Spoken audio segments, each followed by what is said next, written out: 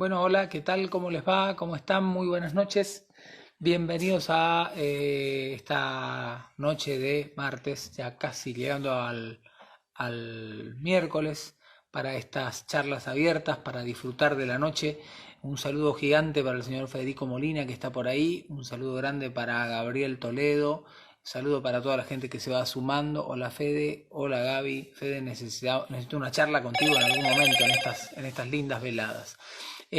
Bueno, estoy acá porque en un ratito nada más voy a tener el placer de poder disfrutar, creo yo, si todo anda como corresponde, de una linda charla con alguien que, digamos, yo lo conozco desde otros lugares, lo conozco incluso como profesional, lo conozco con su trabajo permanente junto al Club de la Libertad y lo sigo en las redes porque tiene una manera muy particular de manifestar lo que piensa, que logra un impacto importante.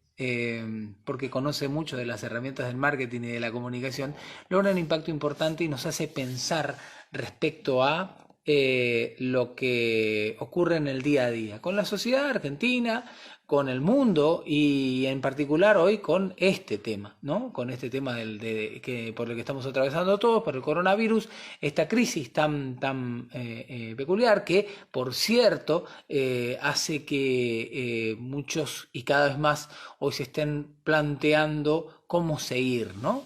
Mientras que los medios de comunicación principalmente ponen su vista, los medios de comunicación nacionales ponen su vista, apoyan su mirada en Buenos Aires, en Capital Federal y en Provincia de Buenos Aires.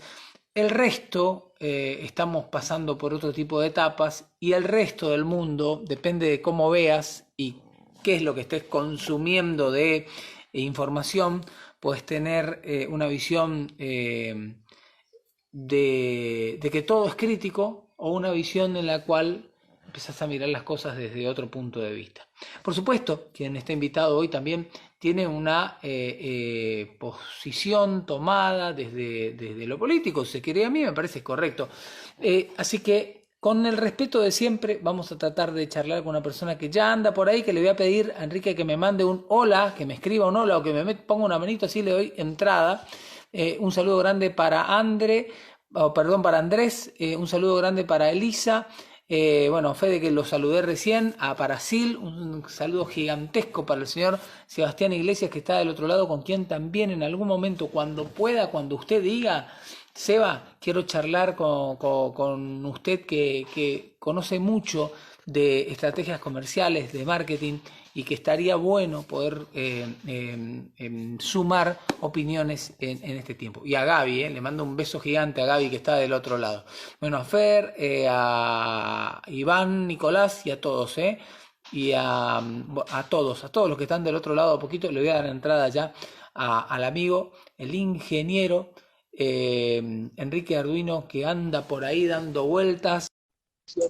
Encontremos y que la pasemos verdaderamente muy, pero muy bien. Y que aprovechemos, nos entendamos y entendamos también que se puede pensar hasta distinto, pero que por lo menos cada cosa que pasa nos enseñe, nos invite, nos obligue a pensar. Ahí lo estoy viendo, yo no sé si sea con un terremoto, pero Enrique se está ubicando un poquito y está buenísimo que así sea. Enrique, muy buenas noches, ¿cómo te va? Gracias por el tiempo primeramente, ¿cómo andás? Buenas noches, Dani. ¿Cómo estás? Muy bien, gracias por permitirme este rato, ¿no? De estas charlas que noche a noche tratamos de tener con mucha gente y muy variada y como para conversar de muchos temas. Y bueno, en esta oportunidad, con un desafío importante porque yo me quedé pensando en cómo de alguna forma titulábamos a esta noche, a esta velada, a esta charla, ¿no? Y a partir de mucho de lo que yo estoy viendo que vos publicas, me pregunto y me preguntaba si el título no es un poco eso que en realidad es casi una pregunta la que yo he hecho, ¿no? Digo, y casi te diría, y si en realidad la realidad que nos están mostrando no es la verdadera, y si no todo es como aparenta, y si esto no es lo que parece, bueno, vos tenés una posición tomada respecto a todo lo que está pasando, pero primero quiero saber cómo te viene tratando a vos la cuarentena, cómo has hecho en todo este tiempo. Y los correntinos estamos en una posición distinta, pero contame cómo fue. Me trató bien, o sea, eh, a ver, uno tiene que tomar conciencia de qué es lo que está pasando eh, y no dejarse dominar por el miedo, más que nada. Si una cuarentena con miedo sería terrible y la mayoría de los argentinos la está pasando con miedo. Y como decía Orwell en su momento, el miedo, y más si es un miedo mortal, es la mejor manera de dominar la mente de las personas. Y el gobierno acá y los gobiernos en el mundo han tratado de dominar la mente de las personas. Estamos encerrados, no vemos más allá de lo que nos dice un medio de comunicación, que si vos mirás los medios de comunicación de Buenos Aires, que es otra realidad como vos bien dijiste, el interior es una realidad totalmente diferente, y si mirás los medios de Buenos Aires, es un discurso único, no hay otra comunicación, uno no tiene acceso, salvo que mire, busque información seria por redes sociales, por internet más que nada, eh, nos han metido miedo. Es una emergencia, hay que reconocer que es una emergencia sanitaria a nivel mundial, pero ni un lado ni el otro, ni los que dicen que esto es el fin del mundo y que empieza un mundo nuevo, ni los que dicen que vamos a seguir como antes, tienen toda la razón del mundo. Se escondió, lamentablemente en esta situación, se escondió mucha información de ambos lados. No es cierto que China haya tirado el virus, como dicen algunos, pero tampoco es cierto que si salimos a la calle nos vamos a morir. Y hoy tuve una charla con el Club de la Libertad justamente y surgió una pregunta que es la que creo que tendríamos que hacernos todos en este momento. Y es, ¿a qué le tenés miedo vos? ¿Al virus o a que tu gobierno, que es el responsable de eso, no te pueda dar la atención necesaria en salud? Y entonces ahí surge la cosa. ¿Cuál es el objetivo de esto? No creo que haya habido, ¿cómo te voy a decir? Un complot, que todo el mundo esté complotado para hacer esto y que se instaure algo nuevo. No, eso no anda. Un virus tarda muchísimo tiempo en saltar a un nuevo residente. Estaba leyendo el otro día, por ejemplo, que la primera aparición que tuvo algo parecido al coronavirus, al COVID que viene ahora, fue en 1921 en Nueva York. Ahí está el primer paciente que tuvo todos estos síntomas, toda esta sintomatología y todo lo demás. Los virus van saltando de un lado para otro y tratan de llegar, y un día tienen un salto exitoso. Pasó ahora. No le podemos decir que los chinos fueron los que anduvieron tirando, pero tampoco podemos, ¿cómo te voy a decir? No darnos cuenta de que también eh, los gobiernos mundiales, los gobiernos de todo el mundo, quieren un gobierno mundial, un discurso único, y que esto le vino como anillo al dedo, para licuar deudas económicas, para incrementar la base monetaria mundial, para sujetar lo que son el dinero que no existe y que quieren cobrar, por ejemplo, de las grandes deudas que tienen los países pobres, que son intereses de intereses de intereses y no tienen un respaldo en riqueza. Y bueno, no hubo un complot, pero de que aprovecharon, aprovecharon. Y tenernos un tiempo callados, sin hacer nada, dentro de nuestra casa, con miedo y obedeciendo lo que el gobierno quiera, nos lleva a un planteo muy, muy íntimo de cada uno, que es, nos sujetamos a lo que dice la colmena, nos fundimos en una masa sin criterio, o realmente defendemos nuestra individualidad. Por ahí pasa la cosa, creo yo. Fue una emergencia, no hay duda. Hay un virus dando vuelta, no hay duda. Pero yo creo que hay que tener más prudencia que miedo. Y a nosotros nos metieron el miedo en la cabeza. El miedo vende más, Enrique, ¿no? ¿Cómo? El ¿Perdón? miedo vende más, digo. El miedo vende más, digamos. Sí, vos hablás de prudencia, tomar conciencia, ser responsables, cuidarnos, tener las precauciones. Lo otro, sin embargo, es un shock, un golpe ahí que hace que todos quedemos quietitos. Por eso, utilizando terminología casi marketinera, a la hora de vender una cosa de estas características, necesitas que el golpe sea importante. Digo, Y a partir de lo que vos estás planteando, ¿no? fue importante porque fíjate vos, a ver, teóricamente esto, la Organización Mundial de la Salud estaba, primero, no por tomar una posición ideológica, pero el director de la Organización Mundial de la Salud viene de un país, Etiopía, que está muy influenciado por China. Su economía prácticamente la vendieron a China y China es la que marca el ritmo en Etiopía. Y lamentablemente cuando un país como Taiwán, a principios de diciembre del año pasado, dio a conocer de que había una neumonía típica en China y que ellos ya habían empezado a tomar medidas, nos encontramos con que ni la ONU ni la OMS le dejaron hablar a Taiwán sobre lo que ya sabía que había, porque China no lo reconoce internacionalmente a Taiwán, no lo reconoce como un país.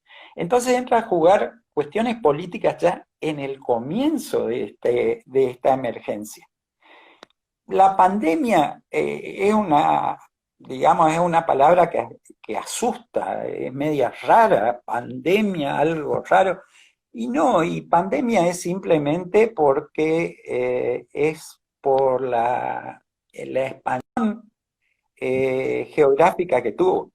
Pandemia es cuando se presenta en muchos países a la misma vez, a la vez. Entonces, ¿qué es lo que pasa?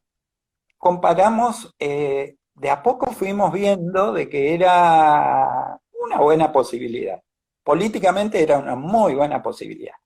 Para la OMS era buenísimo porque hace mucho estaba reclamando mayores fondos y nadie le daba. Cuando se declaró la pandemia en febrero, ya habíamos perdido un tiempo valioso.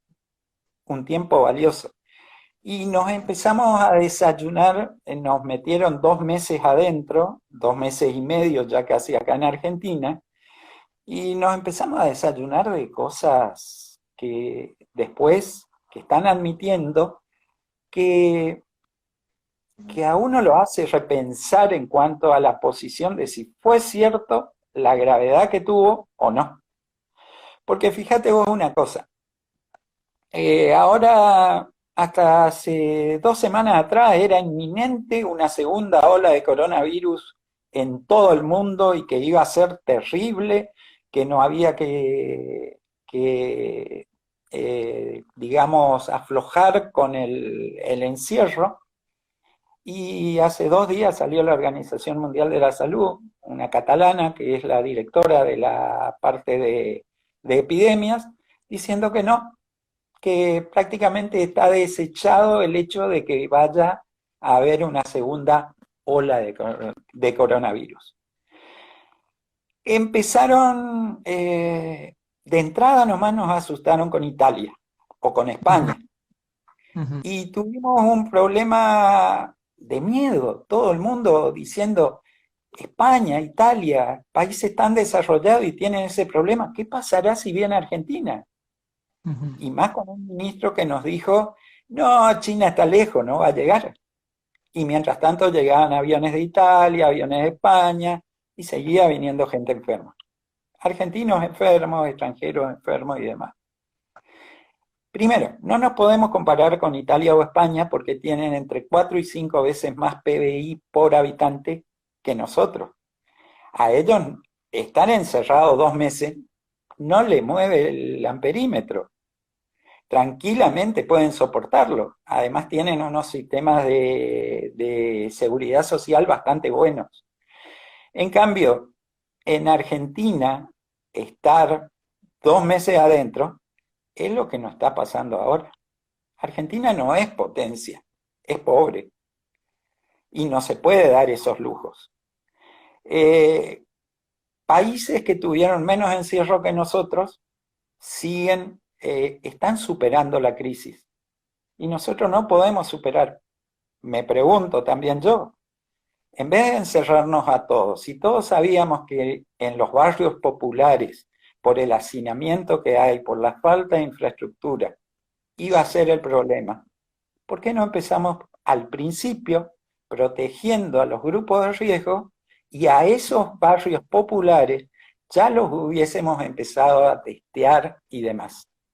Acá no hubo un complot, pero sí hubo un aprovechamiento político de la situación que al final está resultando ser que la mortalidad no es la que predecía el Imperial College, eh, que estaba totalmente errado el algoritmo del Imperial College, y la letalidad es mucho menor todavía, porque ahora que los países han empezado a testear realmente, no solo al que va a un hospital, no solo el que tiene síntomas, sino a todo el mundo, se ve que este es un virus que tiene una característica muy especial. Casi el 30% de los infectados no tiene síntomas, no pasa la enfermedad. Y casi un 20% más tiene la enfermedad y no siente nada, ni le pasa nada. Entonces, hay más cantidad de enfermos que los que se están diciendo que hay, ¿sí? Y por lo tanto, la cantidad de muertos, la letalidad sobre los enfermos, ¿sí? Muertos sobre cantidad de contagiados reales, baja mucho la letalidad. Y está en este momento ya en Italia, por ejemplo, que se empezaron a testear, a hacer autopsias sobre la gente que murió, se está testeando con más tranquilidad y demás, nos estamos encontrando que tiene una letalidad inferior a una influenza común, a una gripe. Eh, Ese es el problema. Hoy me preguntaban, por ejemplo, cuáles son los países que mejor se manejaron en el tema de coronavirus y por qué uno tiene tanta resistencia a creer lo que se está diciendo. Porque los países que mejor se manejaron, qué casualidad, Australia, Nueva Zelanda, Taiwán, Corea del Sur, el mismo Japón, fueron los países que se manejaron con la verdad, los que pidieron colaboración a su pueblo, a su sociedad, y les contaron lo que iba pasando día por día. No le ocultaron nada. Todos los demás países, los que fracasaron y tuvieron muchos muertos, mintieron. Sacaron ventaja, rédito en algunas cosas que querían sacar y, eh, y mintieron sobre, digamos, cuán dificultoso iba a ser salir de esta situación. Un caso particular Argentina, ¿no? Pero realmente acá se ha conjugado un tema político con un tema sanitario. Y lo que más preocupa es que mucha gente muchos de los expertos que hubieron, que estaban sentados ahí al lado del presidente, evidentemente hoy no tienen sustento sobre las cosas que estaban diciendo. Y lamentablemente Argentina tiene dos realidades. Una, que es la realidad de Ciudad de Buenos Aires y el conurbano, donde vive el 47% de los argentinos. La otra realidad es la del interior, el interior productivo, que es el que genera lo que gastan en Buenos Aires. Lamentablemente el interior hace mucho tiempo ya tuvo que haber estado, salvo algunos lugares particulares como nuestros vecinos del Chaco, que se manejaron muy desprolijamente, tuvieron que haber estado liberados para estar produciendo. Y sin embargo, estamos ahí, estamos dependiendo de las medidas que se toman para la gran urbe. Y entonces, en un día como ayer, si seguimos dependiendo de Buenos Aires como en 1810, yo me pregunto, ¿qué festejamos si seguimos con lo mismo? Y mucha gente en el mundo hizo eso. Muchos gobiernos en el mundo hicieron eso. Entonces, ahí está el problema. ¿Qué es lo que estamos queriendo lograr con esto?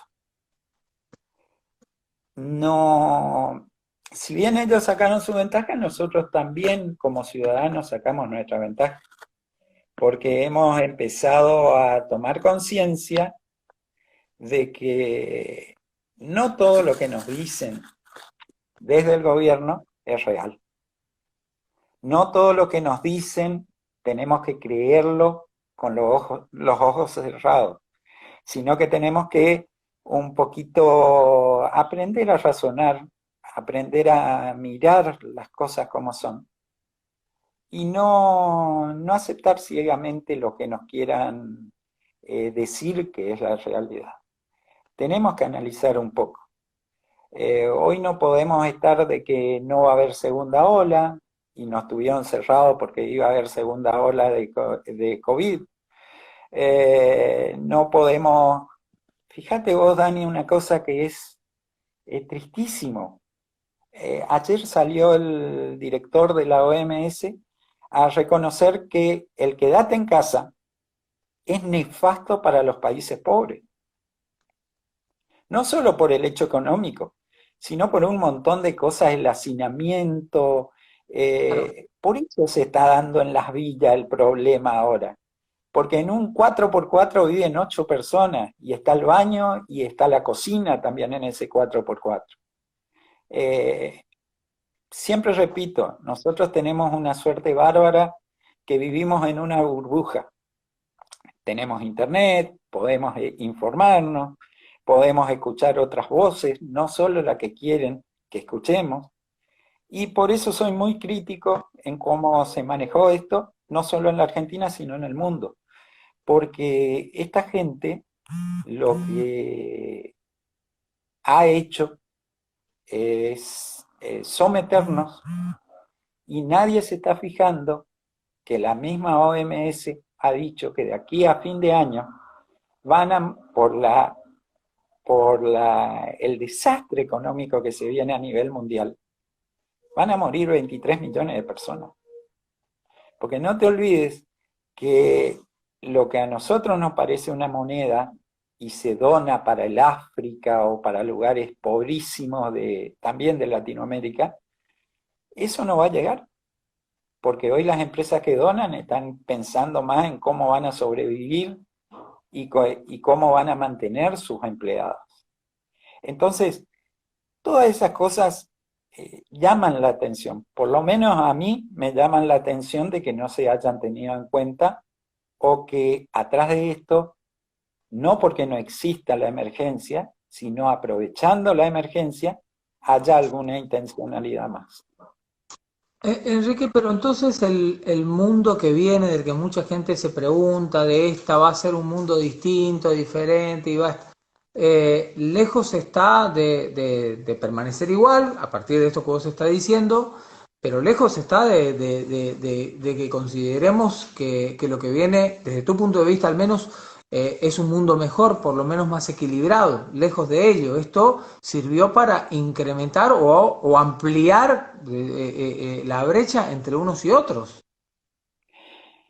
Mira, Daniel, yo creo que el gran problema que se viene y que es cíclico y repetitivo en el mundo, se viene una gran ola de estatismo. El estatismo va a estar basado en principio hasta que la gente empiece a reaccionar en el hecho de que fuimos nosotros los que les salvamos a ustedes. Y es mentira. Los estados te dijeron, andate a tu casa y quédate en tu casa. Arreglate como puedas. Jefe, pero no, yo tengo que trabajar. No, quédate en tu casa. Pero ¿y cómo me voy a arreglar si no tengo con qué mantenerme? Quédate en tu casa. Se desentendieron de los individuos, se desentendieron de sus ciudadanos. E inclusive algo atroz que hacen, llama por teléfono, no vayas al hospital. Pará, hermano, vuelvo a lo mismo. No todos tenemos teléfono, no todos tenemos cómo mantenernos. Los que vivimos en esta burbuja que por ahora nos mantenemos, sí, podemos mirar internet, podemos llamar desde el celular, que vengan a mirarnos, con la esperanza de que van a responder y van a venir a ver si tenemos algo, ¿sí? La realidad de Buenos Aires y Gran Buenos Aires no es la misma realidad que Corrientes. Acá cuando nos aparecía un caso, venían 5 o 6 ambulancias, venían los bomberos, la policía y todo, porque era un caso. En Buenos Aires estamos hablando hoy de 700, 800 casos por día. ¿Vos creés que van a ir a ver a todos los que están? Y vuelvo a preguntar lo mismo. Cuando vos te encerrás, ¿a qué le estás teniendo miedo? ¿A la respuesta de tu gobierno o al virus? Vos te encerrás para ver si tenés la posibilidad de que nadie te contagie. Pero ahí volvemos a otra cosa también. Desde que el mundo es mundo, cuando aparece un virus o aparecía una bacteria o algo que no podíamos controlar, la única forma, la única forma que había era tomar contacto con esa amenaza para crear tu propia inmunidad. Ni siquiera te estoy hablando de la inmunidad de rebaño, que era como se curó la gripe antes de que aparezcan vacunas, se manejó el sarampión antes de que aparezcan vacunas y todo lo demás, sino tu propia inmunidad. Y hoy debe ser la primera vez que veo que una enfermedad que decían que era respiratoria, ¿sí? Se cura encerrando a la gente sana. Cuando siempre una enfermedad respiratoria, yo tuve principio de asma cuando era chico, y a mí me hacían hacer ejercicio o ir a la costa del río y todo lo demás para poder recuperarme de eso. Una enfermedad respiratoria se cura con aire puro, no con un aire viciado de una casa cerrada durante 2 meses. No hubo un diagnóstico cierto tampoco, ahora recién se está viendo y cómo Italia bajó su curva de muertos y de contagios, porque no le hizo caso a la OMS. Estábamos con el cuento chino de que esto atacaba los pulmones, le ponía duro a los pulmones, no podían respirar y nada. No, ahora tenemos que admitir que es la reacción del sistema inmunitario de cada uno que genera trombos en los pulmones.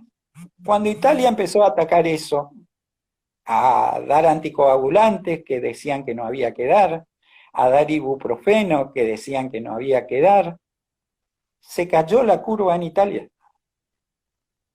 Entonces, ¿qué pasa? ¿Por qué insistimos tanto en una vacuna?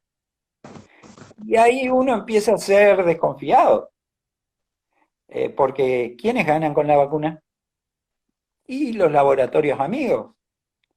¿Y quién más gana con una vacuna?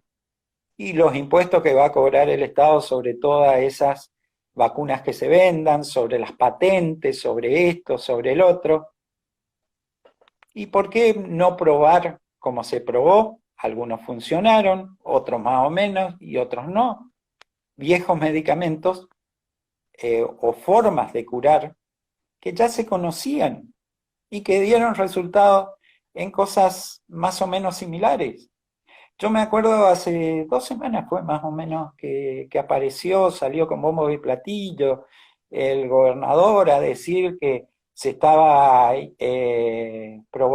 ni siquiera dijo probando el primer día, después sí lo rectificó, tengo que admitirlo, dijo que en Corrientes éramos líderes en una técnica que para combatir el coronavirus, que era el plasma convaleciente, que es sacar el plasma de la sangre de la gente que ya se curó y que tiene anticuerpos. Entonces lo inyectabas a la otra persona como se hacía con la viruela antes, que se agarraba de la pústula de la viruela y se sacaba un poquito y se le cortaba el brazo a la gente y le ponían ahí adentro. Entonces era una infección controlada y generabas tus anticuerpos. Eso viene de 1918, cuando estuvo la gripe española. Así se curó. Atacar casos que son, a ver, hoy por hoy muchas veces los gobiernos, los gobernantes, los políticos y los técnicos, me incluyo, yo soy ingeniero, un tipo de técnico, pero nos creemos Dios, ¿eh? Y los médicos también, nos creemos Dios y creemos que nadie se nos va a morir. La realidad del mundo es que cuando hay algo nuevo y no hay una cura, se va a morir mucha gente, más o menos, hasta que se consiga una inmunidad o una infección controlada que es una vacuna. ¿Sí? Pero si vos no tenés una vacuna, ¿vas a tener al mundo encerrado hasta que aparezca esa vacuna? Desde el año 81 a la fecha, o sea, casi 39 años, a 1 millón por año han muerto por el SIDA. Y no se ha conseguido una vacuna. Y todavía no estamos en condiciones de conseguir una vacuna. Sí tratamientos que convierten a algo mortal en algo crónico. Entonces, ¿por qué creemos que somos Dios? ¿Por qué creemos de que no tenemos que probar lo que ya está probado? ¿Por qué creemos que tenemos la certeza de que todo lo que hagamos nosotros va a estar bien? Y yo le pregunto eso, por ejemplo, a Pedro Can, porque él sabe que se mueren 1.200.000 personas por año en el mundo por SIDA, porque él es el presidente de la Fundación Huésped. Y ahí entramos a dudar los ciudadanos, porque la Fundación Huésped, una muy buena cantidad de plata que recibe es por parte del gobierno para investigaciones. Entonces, ese es el problema. No, ni uno tiene razón ni el otro tiene razón. Los dos se tiran cosas, los dos bandos se tiran cosas. Tenemos que ser ecuánimes y tenemos que admitir de que muchas veces el otro tiene razón. No tenemos que ser los dueños de la verdad, porque en el medio de los dueños de la verdad se murió mucha gente. Y así se muera uno, se mueran 300.000 o se muera 1 millón, vale lo mismo, es una vida que se perdió. Entonces, a ver, ¿cómo te voy a decir? Yo soy muy crítico en ese sentido. No creo que ni uno ni otro tenga la razón absoluta, que todos tenemos que colaborar y que la verdad es que lamentablemente para la humanidad se le dio un uso político a esto para reacomodar cuestiones políticas, económicas y sociales que tal como iban los gobiernos no iban a poder solucionar. Pongo el caso de la Argentina. ¿Vos te crees que cuando se hizo la devaluación del 40% hace un mes, hubiesen podido haber hecho eso sin que la gente vaya corriendo a los bancos, haya una corrida bancaria y pasarse al dólar y que este gobierno termine a los 3 meses de haber subido? Cuando dijeron de que no iban a pagar la deuda y después siguieron negociando. Seamos críticos, abramos los ojos. ¿Vos te crees que los últimos 15 días de acciones sobre la justicia para aliviar la situación judicial de la vicepresidenta hubiese podido hacerse sin que la gente salga a la calle y proteste? ¿Y mal? Entonces, ahí empezamos a ver por qué cada 15 días seguimos de cuarentena. Y también por qué esas manifestaciones se hubiesen visto, o esas corridas bancarias se hubiesen visto en Buenos Aires. Y como el interior ya no tienen justificativo para seguir teniéndonos encerrados, ¿sí?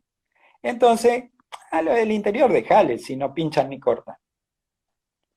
Vamos a veces me dicen, ¿cómo que no pinchamos ni cortamos? Sí, no pinchás ni cortás. Sumando los votantes de Chaco y de Corrientes, más lo de Formosa, no llegamos a los votantes de La Matanza. Entonces, hay que mirar un poquito, no es tan como se dice. ¿Tenemos miedo? Tenemos miedo, somos humanos. ¿Tenemos que tener precauciones? Tenemos que tener precauciones, no somos necios, pero tampoco tenemos que creer todo lo que nos dicen. Enrique, te voy a pedir un favor, porque la verdad que es muy interesante escucharte. Que bajes un poquito más, ahí te podemos ver mejor, ahí estamos Vaya. perfectos. Voy a leer algunos mensajes. Antes de leer los mensajes, te voy a contar algo que yo no sé, llegué a contarte en la oportunidad que hablamos, porque siempre surgen temas como esto que vos acabás de mencionar en el final, de cuán importantes somos los del interior y por lo menos los de esta parte. Alguna vez hace mucho tiempo yo lo acompañé a mi viejo a una agencia que antes eran bolseros de medios, que eran los tipos para los que están del otro lado y no son del palo, para que entiendan que hay gente que compra, que tiene espacios en los medios y que tiene al mismo tiempo marcas importantes, que manejan marcas importantes, la más importante del país, ¿no? Y un medio de comunicación, en aquel entonces sobre todo, vivía de que las marcas pauten, es decir, que salga un aviso de alguna marca importante, no sé, del café que estoy tomando, que salga en el diario tanto o en el canal tanto. Y fuimos, fue mi viejo por Corrientes con otra persona y me dijo, ven y acompáñame, yo estaba haciendo, digamos, mis primeras armas en publicidad. Y me fui a una reunión y bueno, y la gente de Corrientes expuso lo que tenía. Y el señor que estaba del otro lado, después de habernos escuchado, de haberlos escuchado a ellos, trajo un mapa de la Argentina, agarró un fibrón, marcó Buenos Aires, marcó parte de Córdoba, un poquito de Santa Fe y dijo, miren, toda la gente que está acá es la que le importan las marcas. Ustedes no existen, muchísimas gracias por haber venido. Y si eso pasa en el mercado comercial, imagínate vos lo que pasa a la hora de votar, ¿no? Que tu voto cuenta. Es una falacia absoluta en la que estamos metidos todos. Déjame que lea un poquito algunos mensajes. Agradecer a Víctor Hugo, a Grito Sagrado que está ahí, a Miriam que está del otro lado, a Un Mundo Maravilloso que dice qué opina Enrique de la estrategia de Suecia, funcionó, fracasó, a Gonzalo que está del otro lado como siempre, a Fernando, a Mati, a Sil dice, si le hubiese hecho caso a mi mamá y hubiese escuchado a Enrique antes, me evitaba el pánico. Interesante escuchar su visión. Yo creo exactamente lo mismo, dice Sebastián Iglesias, que lo mismo que Enrique, si mañana cierran con los fondos se termina la cuarentena. Se une Sí, Miriam, señor. un saludo grande a Marcos, a Miriam que está saludando, a Graciela. Bueno, hay un montón de cosas ahí dando vueltas. Y en el medio de todo esto, ya que dije medios y recién hablaba de medios, en el medio de todo esto una invasión de mensajes que el que recibe tiene que hacer magia para tratar de interpretar o entender o decodificar. Porque lo mismo que alguien te dijo, vos tenés que hacer blanco, al ratito la misma persona te está diciendo tenés que hacer todo lo contrario. Es imposible descifrar lo que está pasando. Eh, a ver, esto no es una cuestión de un gobierno, sino es una cuestión de sucesiones de gobiernos. Y lamentablemente, centrándonos más en el tema de Argentina, el tema de Suecia ya lo voy a comentar, pero centrándonos en Argentina, nosotros decimos, empezamos con Alfonsín, fuimos a Menem, fuimos a De la Rúa, fuimos al otro, fuimos al otro, fuimos al otro, pero no nos movimos del eje que está teniendo la Argentina para su desarrollo, que es el populismo. Y al populista es fácil. O sea, ya el político, como decía Borges, él no le tenía ningún aprecio porque eran tipos que aprendieron a mentir y ganar votos, nada más. Y últimamente hay mucha gente que se está dando cuenta de eso. Pero lamentablemente vamos a tener que remar a contracorriente porque ya hay muchos que se acostumbraron a vivir del populismo. Entonces, ¿qué es lo que pasa en este tema de la cuarentena? Nos encontramos con que la cuarentena, ya estamos, perdón la palabra, estamos podridos, queremos salir, hoy era un día precioso, y si hubiésemos estado 2 fases para atrás, estaríamos mirándolo por la ventana y no podríamos hacer nada. Tendríamos que decir otro día de sol, otro día hermoso con una temperatura preciosa, se nos fue. Pero ¿qué es lo que pasa? A mi criterio la cuarentena nunca se va a ir, por lo menos en Capital Federal y Gran Buenos Aires. O sea, el gobierno la va a dejar languidecer. La gente va a ir saliendo porque ya no puede más, porque aunque sea como ese jubilado en el Parque Las Heras en Buenos Aires, que le importó 3 pepinos si la policía le agarraba o no, y se juntó con su amigo y se sentaron a tomar sol. Hace 3 semanas atrás fue más o menos. Entonces, el gobierno queda cubierto y no va a perder votos. ¿Por qué? Porque va a ser, no, yo nunca saqué la cuarentena. Lo que pasa es que si hay un rebrote, ¿no? La gente salió y no me hizo caso. Mientras yo tuve el poder de tenerlos adentro, los cuidé. Y estamos viendo cosas que... Había un filósofo que para mí es fundamental. Lástima que se murió muy joven, en 1850. Frédéric Bastiat.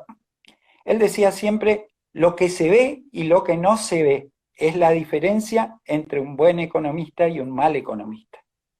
Acá podemos decir, lo que se ve y lo que no se ve es la diferencia entre un buen gobernante y un mal gobernante. Porque ahora, por ejemplo, salieron a defenestrar a un colega tuyo, Tenenbaum.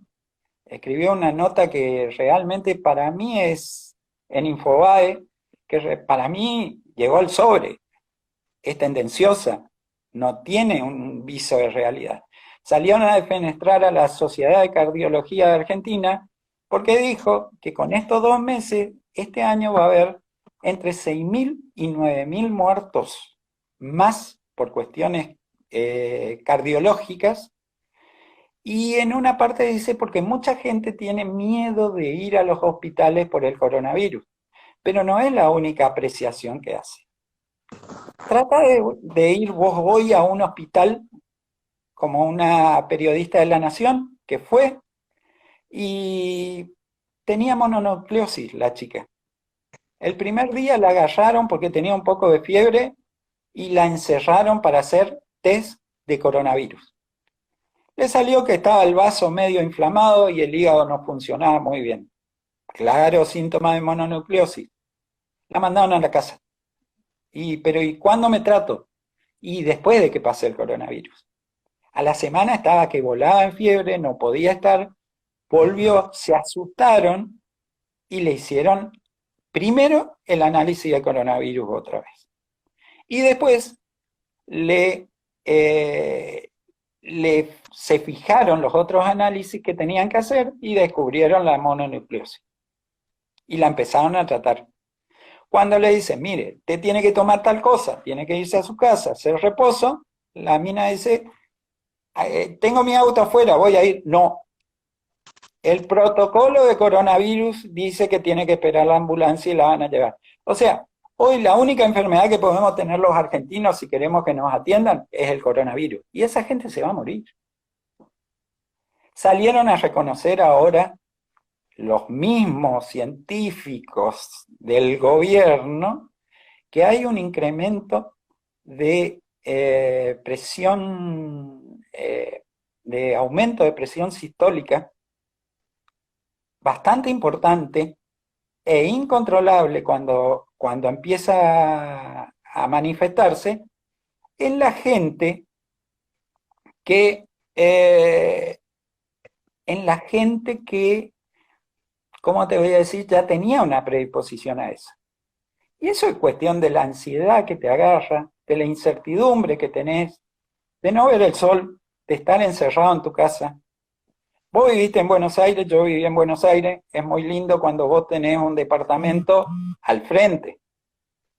Pero imagínate un tipo que vive en no te digo un monoambiente, sino un dormitorio, a contrafrente. Ese tipo está desde el 20 de marzo en la oscuridad total. Entonces, ¿cómo pretendés de que esa persona no se queje? ¿Cómo pretendés que esa persona no se empiece a sentir mal? Y va a haber mucha gente que se va a morir de otra cosa y no de coronavirus, que es lo que te comentaba hoy, que se están dando cuenta en Italia ahora, que están haciendo la casuística están más aliviados, entonces pueden hacer autopsias y demás, que se encuentran que mucha gente que tenía deceso por coronavirus se murió de otra cosa, y no de coronavirus. O gente que estaba infectada con coronavirus, no se murió por el coronavirus, se murió por otra cosa. Es muy común en todos los sanatorios, en todos los sistemas de salud, vos no tenés una casuística seria, respetable. Porque, por ejemplo, vos te fuiste con una enfermedad, tenías neumonía, ¿sí?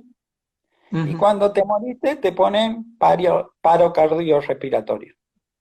No, vos te moriste de neumonía. La causante final fue el paro cardiorrespiratorio, que todos morimos así.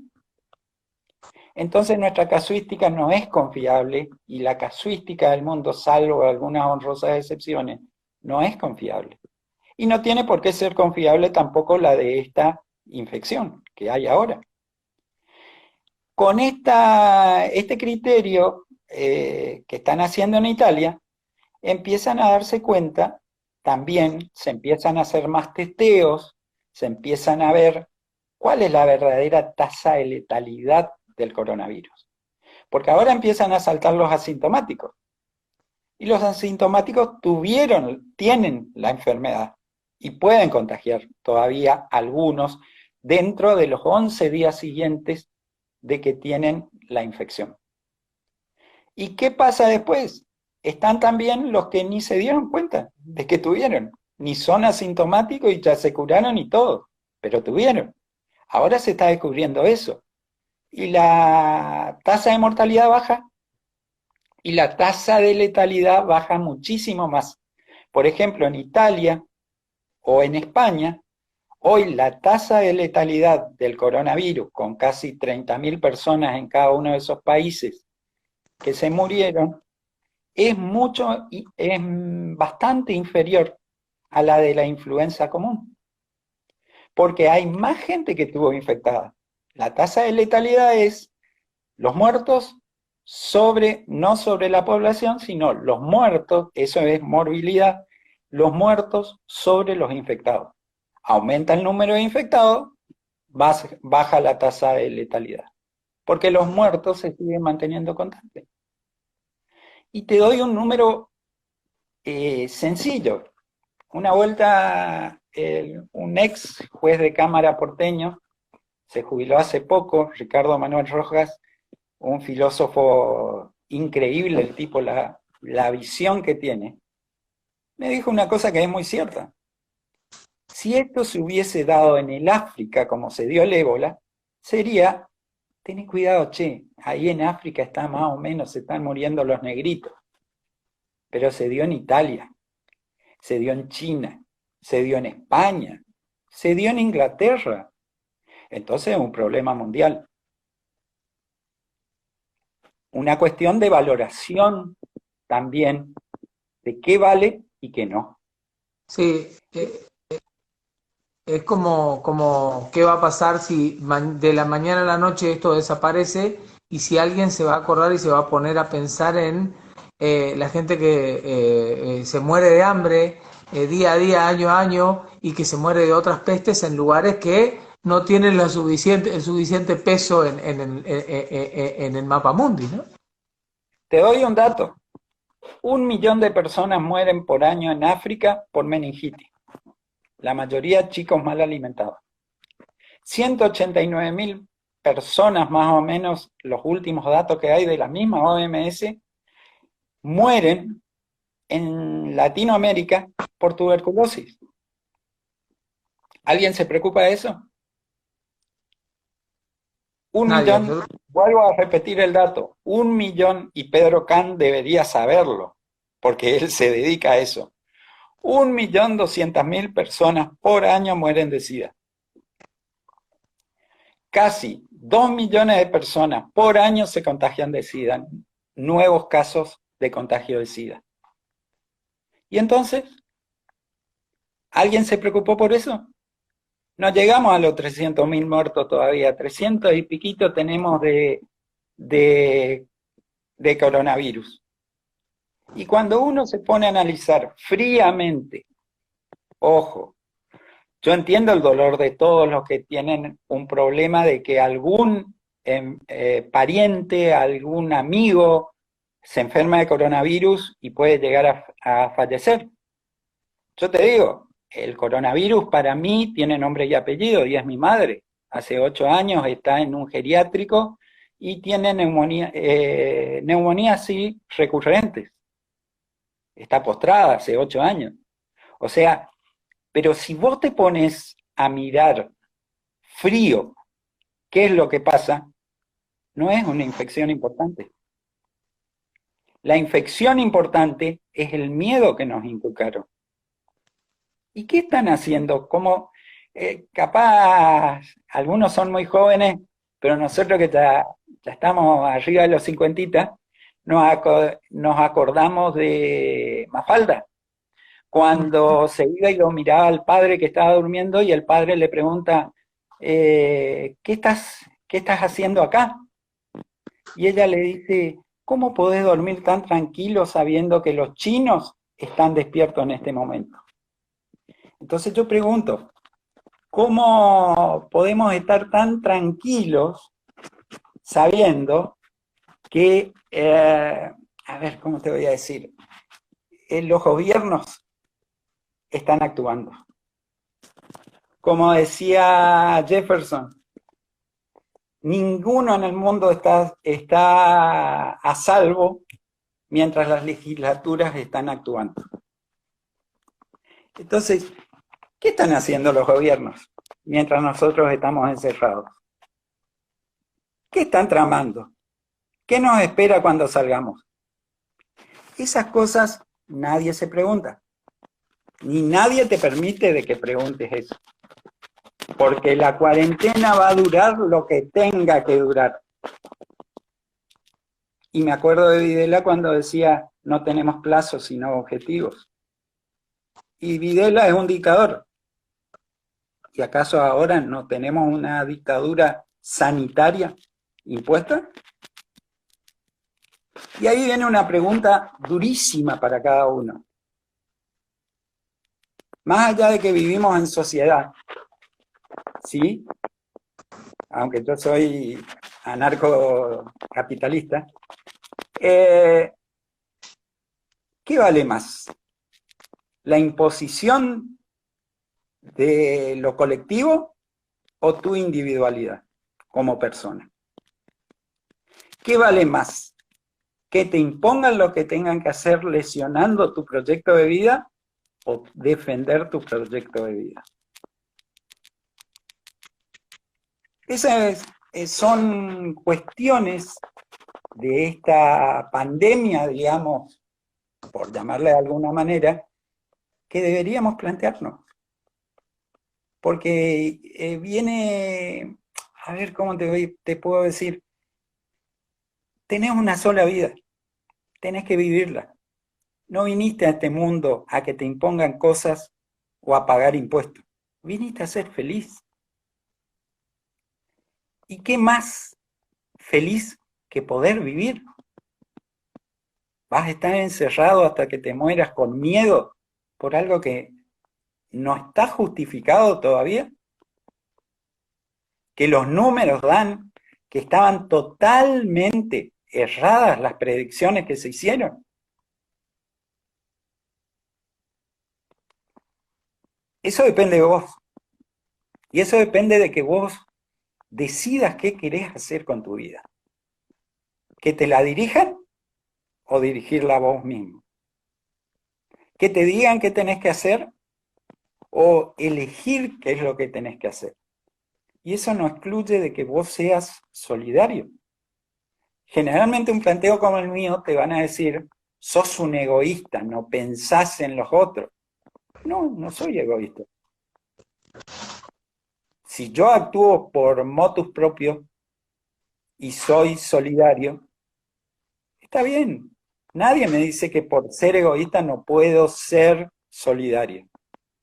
Peor es que te impongan cosas por el altruismo famoso y vos no puedas decidir lo que querés hacer realmente. Y llegamos a un punto de que vos te tenés que sacrificar y después el otro, o sea, vos te tenés que sacrificar hasta lo último por todas las personas, ¿sí? Y vas a ser pobre. Y cuando sea pobre, los otros se van a tener que sacrificar por vos y vamos a estar en un loop en el que la humanidad no va a progresar. Había una vieja diferencia que en realidad le dicen altruismo de las islas, lo que proponía Locke o lo que proponía Hume, pero eso viene de mucho más atrás, de Persia, inclusive de las civilizaciones orientales, con mucha antigüedad, que dicen que lo mejor que vos podés hacer para ayudar a tu prójimo es no ser una carga para ellos. Vos te tenés que valorar y después, si vos ya no sos una carga, entonces sí podés ayudar. Lamentablemente eso no se aplica actualmente y bueno, es todo un problema que nos está empobreciendo y nos está llevando a que cuando ocurran cosas singulares como estas, no tengamos los recursos para poder enfrentarlas. Dice Andrés, muy buena la mirada de Enrique. Dice Graciela, excelente tu postura. Dice Gabriel, excelente opinión, Enrique, reflexivo y nos deja pensando y lo más importante es que pueda dar a conocer otras opiniones por estos medios. Eso es lo bueno de estos medios. ¿A quién debemos creer? Se pregunta Gracielita. Dice Sebastián, Daniel, me gustaría algún día poder conversar con Enrique sobre la escuela de Frankfurt, muchas cosas que dice sobre el manejo de los gobiernos populistas. Bueno, mucha gente está saludando, es increíble. Enrique está hablando 100% de lo que quiere la escuela de Frankfurt de Latinoamérica, dice.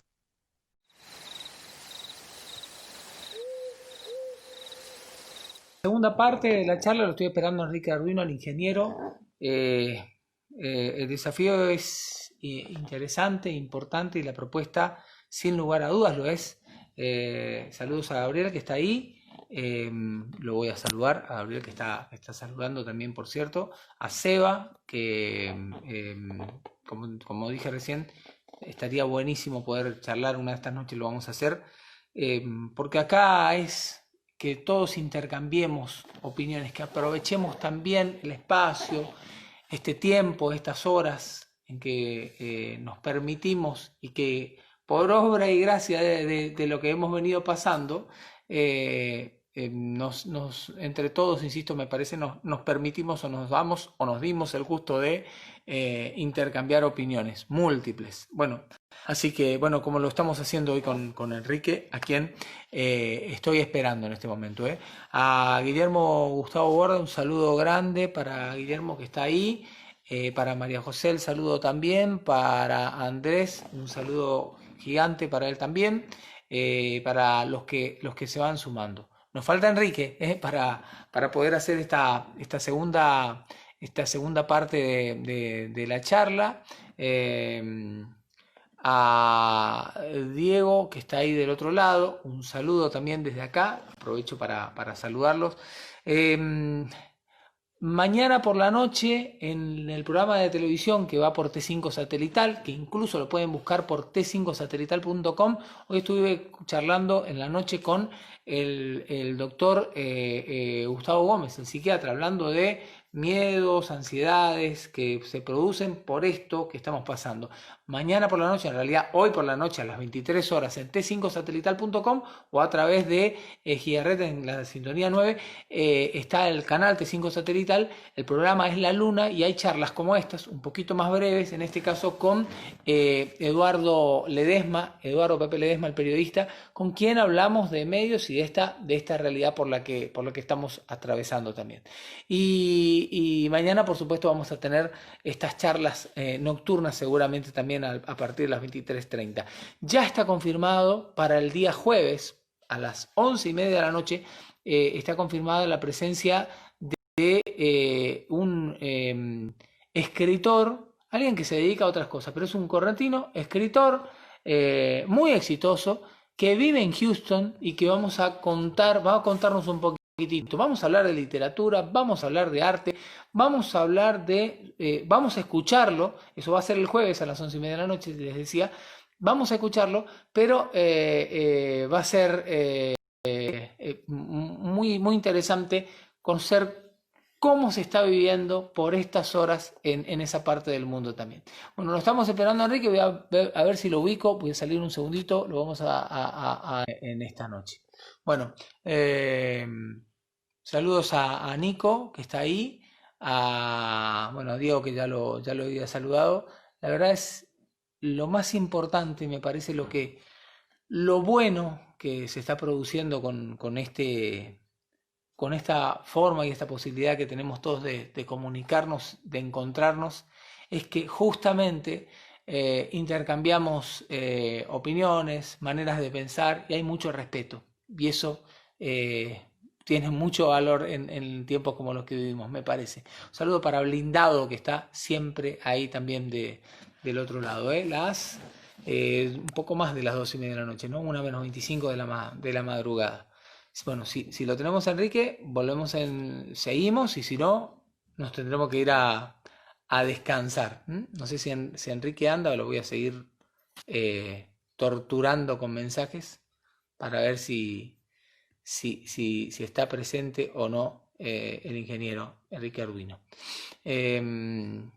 Les reitero que mañana, a ver, ¿está? No, está solamente Blindado. Les reitero que mañana por la noche vamos a tener con Pepe Ledesma una interesantísima charla sobre medios de comunicación. Ahí está Enrique, vamos a seguir un ratito más con él, vamos a aprovechar, a ver si le damos ingreso al ingeniero. Enrique, creo que te estamos viendo, ahora te vemos, ahí te vemos, perfectamente. Bueno, esa es la base fundamental del crecimiento, dice Gabriel. Por eso lo dije antes, gracias por el espacio. Bueno, esto que tiene que ver con intercambiar opiniones y que nos respetemos respetemos, ¿no? Tanto se habla hoy del respeto ese que se ve, entre que se pueden sentar en la misma mesa, un jefe de gobierno, un gobernador y un presidente, pero también es cierto que para las cámaras en un momento está todo muy bien. Hay momentos en que cuando le aprieta el zapato a uno o a otro no se sienten tan cómodos con ese tipo de cosas. Y la verdad que no, porque fíjate, cada vez que llega el viernes de los 15 días, sonrientes los tres, muy bien, muy de acuerdo, y después durante 2 semanas se tiran con toda la artillería, se dicen de todo, les sale el político de adentro y se olvidan de la situación que estamos. Y lamentablemente no es solo una situación sanitaria, también es una situación económica.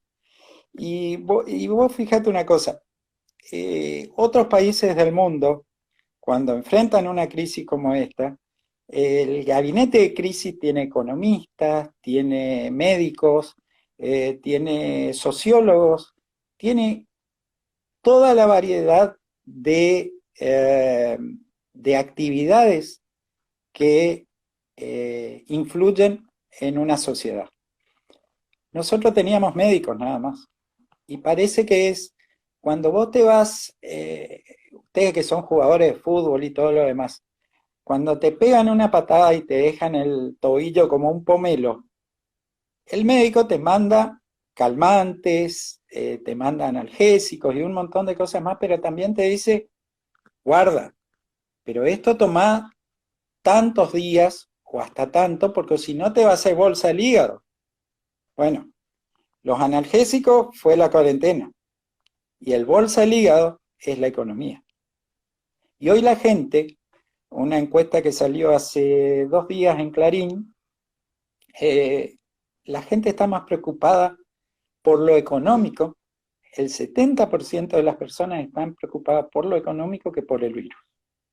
Porque el virus ya está empezando a demostrar de que no es tan maligno como hay, que cuidando los factores de riesgo en todas las personas y los grupos de riesgo es controlable, que es cierto, ahora empiezan a aparecer en los barrios vulnerables, pero también te cabe la pregunta, ¿y por qué no fueron ahí primero?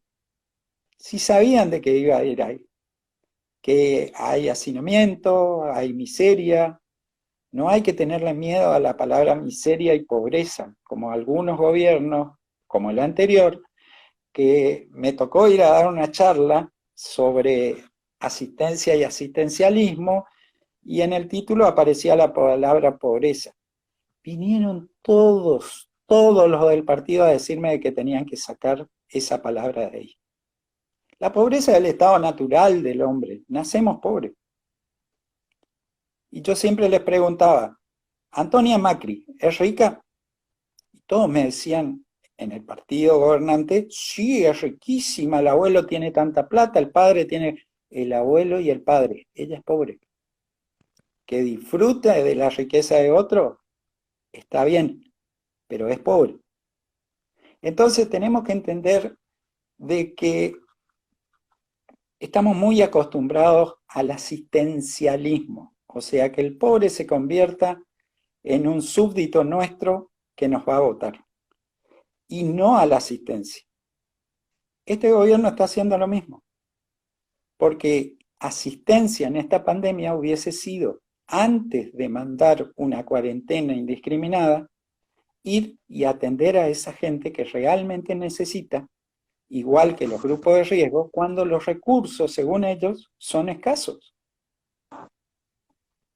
Si yo tengo 3 balas y vienen 10 ñatos a pelearme, yo le voy a tirar a los jefes primero, a ver si se desorganizan los otros. No voy a empezar a tirar indiscriminadamente. ¿Y por qué están sobrando camas? ¿Era tan embromado el asunto? No podíamos, en vez de enloquecernos con respiradores, a querer comprar respiradores y todo, no podíamos comprar tests, testear a todo el mundo, como hicieron las naciones que tuvieron éxito en lucha contra esta contra esta pandemia. Y bueno, parece que no nos da la cabeza eso, si es que no quiero pensar mal de que haya algo más atrás de esto. Cuando decidimos comprar test, trajimos test fallados que no servían. La misma ANMAT y el mismo CONICET le tuvieron que decir que no servían esos test, que algunos podían servir y otros no. Y entonces, así estamos. Y hoy, realmente, con un problema gravísimo, y mucha gente tiene más miedo, te vuelvo a repetir, a lo que se viene económicamente que al tema del virus ya, en este momento.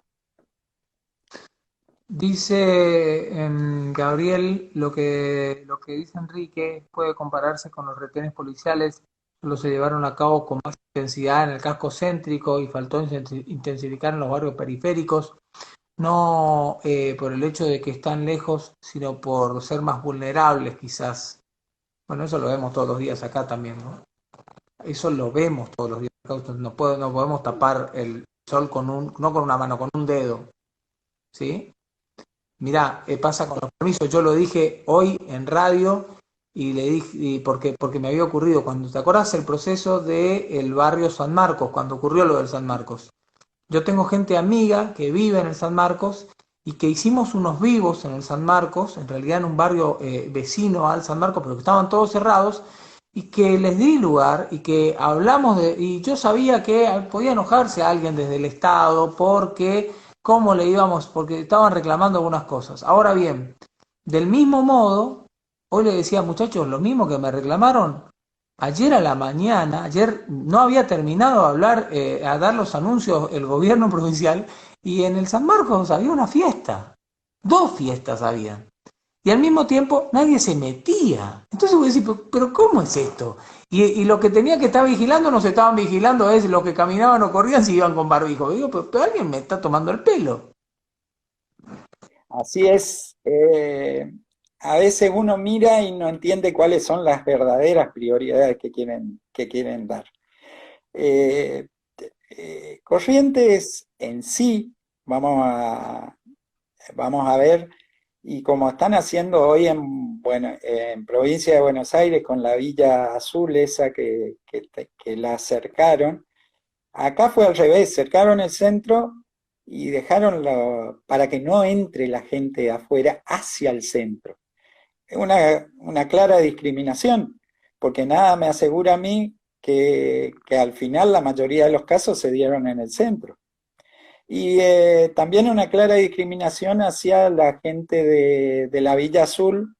Está bien, entren, testen a todos, vean quiénes están enfermos, cúrenlos, sáquenlos de ahí, llévenlos. A los otros pónganlos aislados ahí adentro, pero también hay que, por más difícil que sea la situación, tenemos que confiar un poco en la gente, en la capacidad individual para cuidarse y para cuidar a otros. No podemos pensar que únicamente el Estado es el que puede cuidar a todos, el que tiene que decidir cómo se deben cuidar. Si hoy Corrientes no tiene circulación viral, es por la responsabilidad de la gente, porque si te soy sincero, los policías, yo tengo una ventaja desde que empezó esto. Tenía permiso nacional por el tema de mi madre, que la tengo que atender, llevarle cosas y todo lo demás, entonces podía circular tranquilamente. Pero he visto mucha gente que no ha cumplido cuarentena. No ha estado encerrada ni nada por el estilo y pasea normalmente. Y si Corrientes, yo personalmente pienso que si Corrientes no tiene circulación, es por la responsabilidad de los individuos nada más. Porque si bien había algunos que no cumplían las cosas, porque los policías no te pedían nada.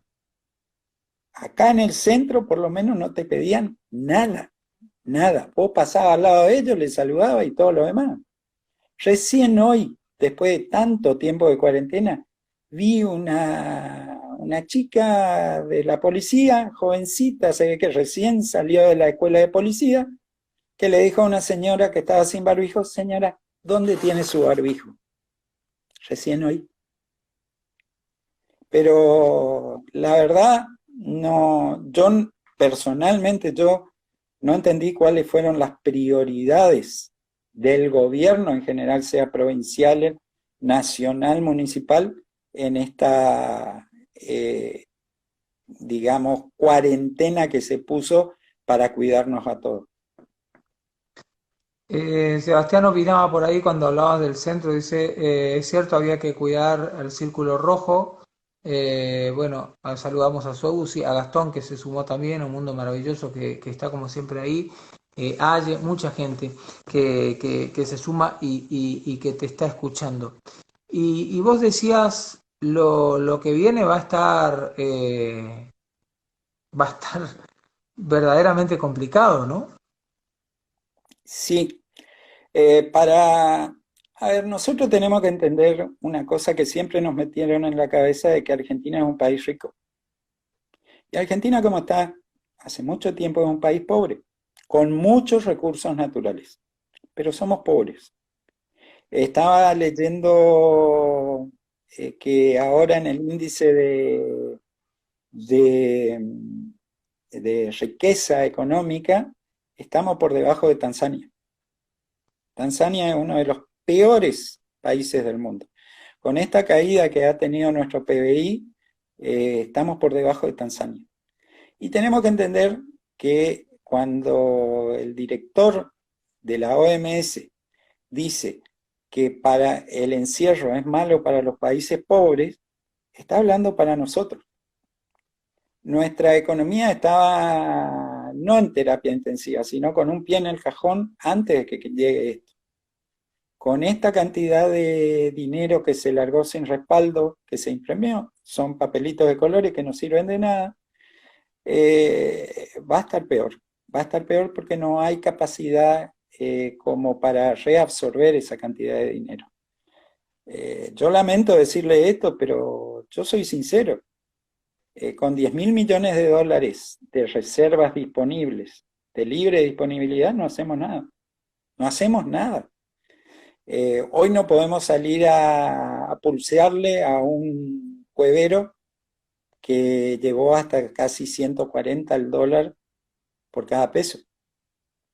Entonces, por cada dólar, 140 pesos. Somos 140 veces menos capitalizados que Estados Unidos. Entonces, lo único que a mí me da una esperanza y nos deja como para pensar de que podemos ir adelante es que la gente recapacite, que la gente entienda de que no puede un país de 45 millones de habitantes, 6,5 millones soportan a los 45 millones de habitantes. 6,5 millones aportan y trabajan. Porque si no vamos a ir peor. Hoy los jubilados cobran miseria y encima le achatan la curva para pagarle a gente que nunca trabajó. Nosotros vamos a ser peor, Dani. No vamos a tener jubilación. Por más de que hayamos aportado. Compulsivamente, pero hayamos aportado. Y lamentablemente Argentina, para ser un país en serio, tiene de 15 a 20 años haciendo bien las cosas. Y para poder tener una cierta normalidad económica que nos permita vivir, nada más que vivir, no crecer, son de 5 a 10 años. Esa es nuestra triste realidad y lamentablemente, si bien tengo una esperanza en la gente no me está respondiendo a esa esperanza porque todos están pidiendo más Estado, más Estado. Y ese es el problema que tiene Argentina. Fíjate Uruguay cómo se está recuperando de 12 años de gobiernos populistas, cómo ha capeado muy bien el tema del coronavirus, cómo está empezando a tener, ¿cómo te voy a decir?, un crecimiento económico, pese a que son 3,5 millones de personas. Y es simplemente porque son razonables en cuanto a lo que pueden gastar y a lo que se puede pedir. Los que pasaron bien esta pandemia, que no van a tener problemas ni nada por el estilo, fueron los que el gobierno le dijo la verdad a la gente.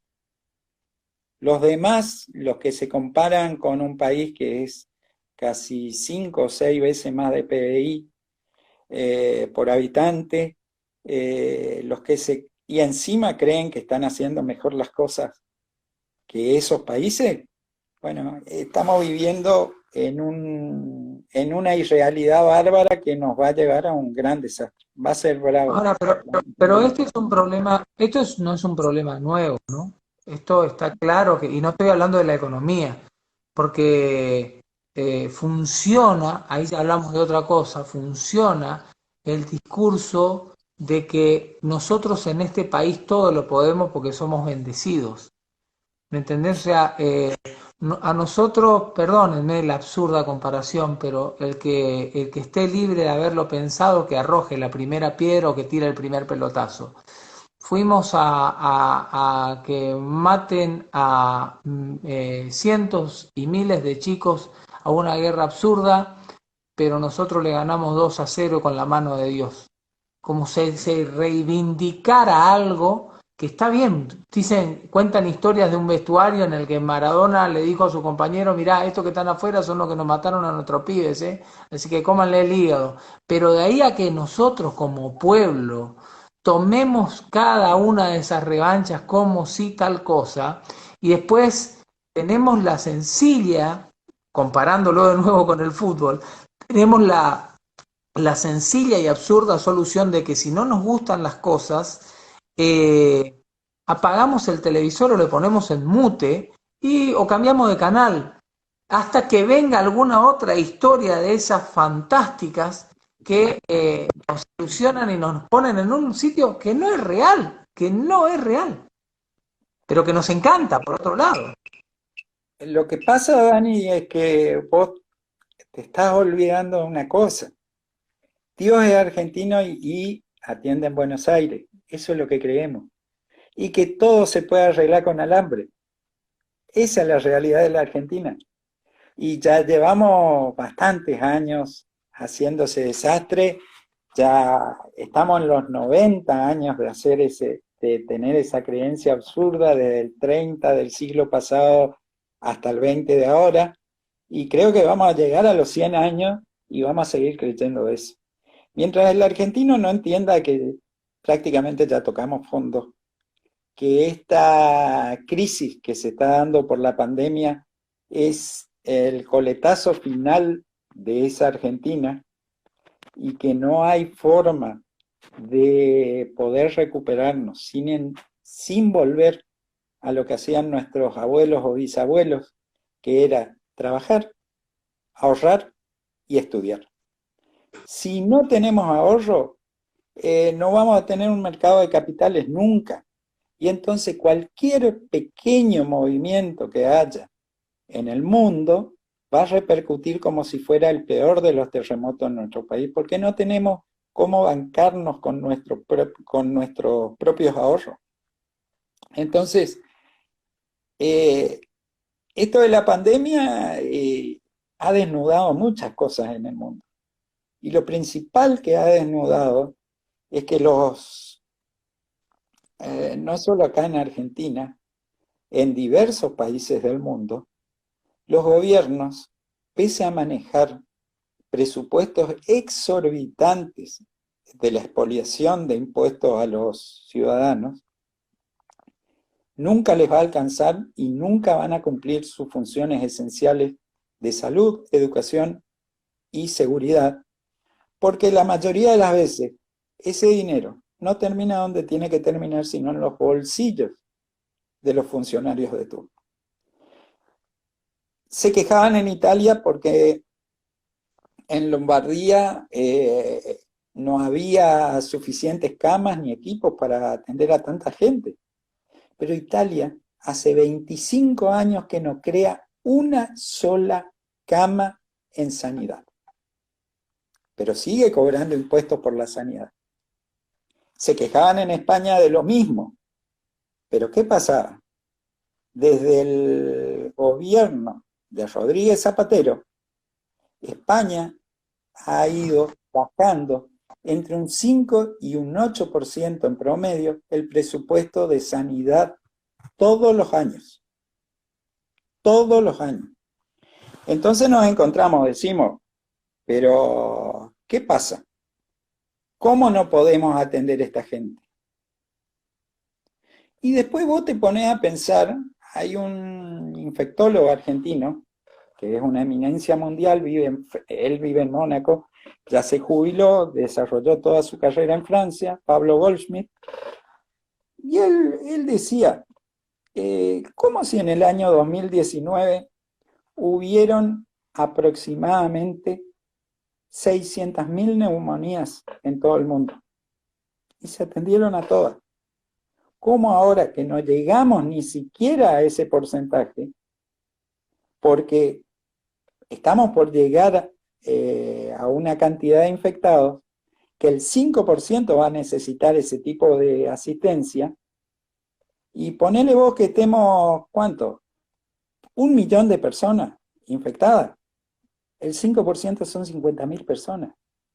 El año pasado tuvimos 600.000 que atendimos y nos faltaron camas.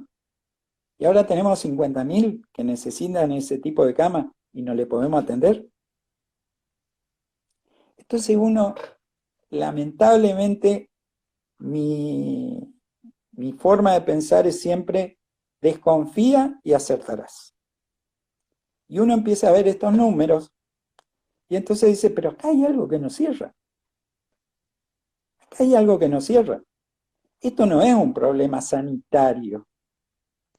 Esto es un problema de arreglar de tantos desbarajustes que se vinieron haciendo. Porque todavía no terminamos de arreglar los problemas que hubieron con la crisis del 2008 y ya estamos en una nueva burbuja y en una nueva crisis a nivel mundial. Tenemos 3 veces más que la base monetaria mundial las deudas que existen. Quiere decir que hay 2 veces la base monetaria creada por riqueza que es ficticia y en algún momento tiene que reventar. Entonces nos encontramos con la situación de que ahora todos los gobiernos tienen una excusa para respaldar sus errores y para emitir a nivel mundial para justificar ese dinero. Este problema de la deuda externa que tenemos ahora no sería tan grande si no se hubiese refinanciado casi 3 veces estos bonos y la deuda en total. Entonces, de esa cantidad de plata, a mí no me gusta Stiglitz, no me gusta Guzmán, porque tienen una teoría económica que es mínimo risible, porque no tiene fundamento, pero sí tienen algo de razón. Como siempre, no todos están errados. Y la razón es que mucho de ese dinero que se exige es ficticio.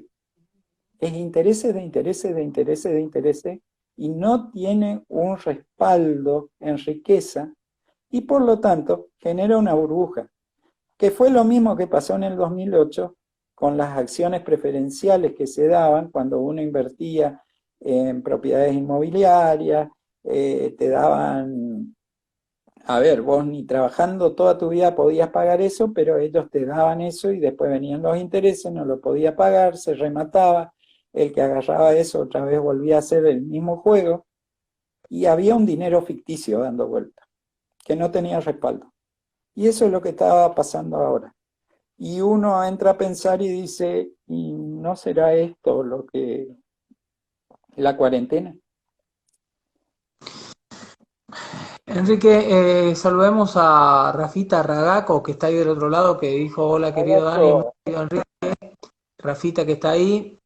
Soluciones, Enrique dice, un mundo maravilloso, podemos quejarnos todo el día, pero no sirve para nada. Un mundo maravilloso dice también, sos insensible, pero yo voy a leer todo, sos Sí, dale, dale. insensible, te falta empatía, alguien le tiene que dar de comer a la hoguera, no sean malos. A ver, la vez que la gente también crea estas cosas, ¿no? Escuchar otras opiniones, dice Gabriel, con libertad de expresión y consenso ya es un inicio de la solución. Saludos a Alicia, a Ricardo, que se han sumado, a José, que está del otro lado.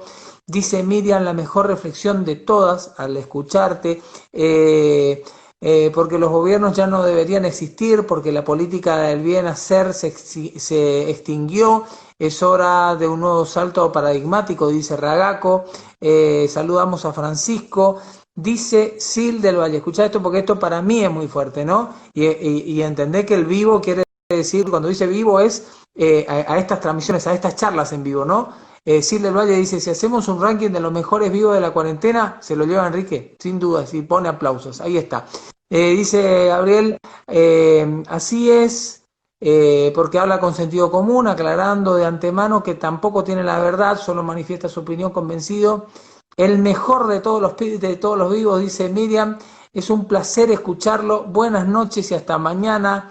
Bueno, ahí está, hasta Mati, el que está Mati ahí saludando es mi hijo, ¿no? Que a esta hora siempre nos ponemos a jugar a algo cuando terminan las charlas. Y un beso para Susi. Enrique, y a Rafa, que está del otro lado, al señor Rafael Costa le mandamos un abrazo grande ahí que se está uniendo. Enrique, yo me quedo con esto de la desconfianza también, ¿no? Que dijiste, desconfía y acertarás. Y me quedo también con estas palabras de tanta gente del otro lado que tiene ganas de escuchar, de pensar, de ponerse no a debatir, sino a por lo menos dejarse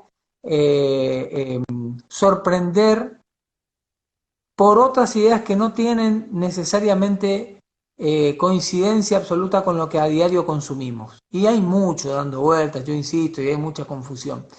Y enhorabuena que aparezcan personas que de un lado o del otro siempre tengan algo más para aportar y para opinar.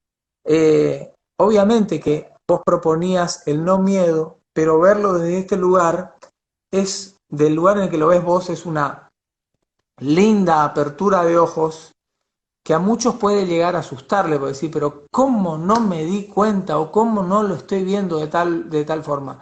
Bueno, de eso también está hecho la vida y de eso también están hechos muchos de los acontecimientos y eventos que nos sorprenden en algún sitio y que pasa el tiempo, pasa el tiempo. Es difícil verlo desde otra perspectiva cuando todo está ocurriendo, ¿no? En el mismo momento es muy difícil. Analizarlo después con el diario del lunes es muy sencillo. Es fácil. Eh, ver la situación y decir, che, yo no le digo que tenga la verdad lo que vos estás diciendo, pero por lo menos es una invitación a que, y si lo ponemos a mirar de otro lado, que debemos hacerlo, debe ser para todos un buen ejercicio en nuestras vidas, sobre todo en un país en el que, como dijimos antes, estamos convencidos que Dios proveerá y de alguna forma todo se Sí, va a señor. solucionar y va a ser todo fantástico, ¿no? Mira, Dani, yo lo que trato desde mi escepticismo, desde mi desconfianza para todo lo que el estado de bienestar, que es lo que impera hoy en casi todo el mundo, papá Estado es el que te va a dar todo, no te preocupes. Si no, no habría 19 millones de planes sociales en la Argentina, de gente que podría estar trabajando. Hay gente que sí necesita, pero hay mucha gente que basta ir al correo una vez por mes y vas a ver que hay gente que debería estar trabajando, ¿sí? Ese Dios proveerá y ayuda un poquito, pero cuando se convierte en un sistema, yo soy escéptico de ese país. No creo en soluciones que no tengan, tal vez por mi historia de vida, yo creo en estudiar, trabajar y perseverar.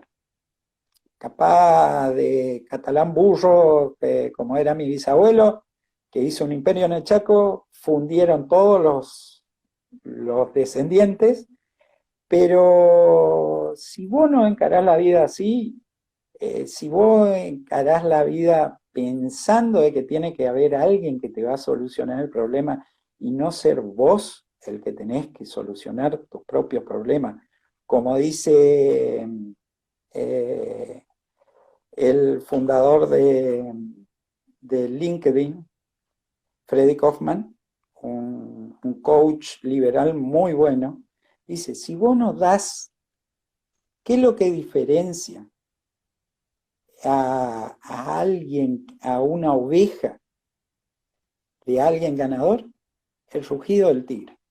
Y ese rugido del tigre tiene que ser decir, acá estoy yo. Yo soy el responsable de mi propia vida. Yo soy el que voy a crecer. Y no tengo que esperar nada de otro. Mientras una persona no haga eso, según Freddy, es simplemente un proyecto de humano, no un ser humano.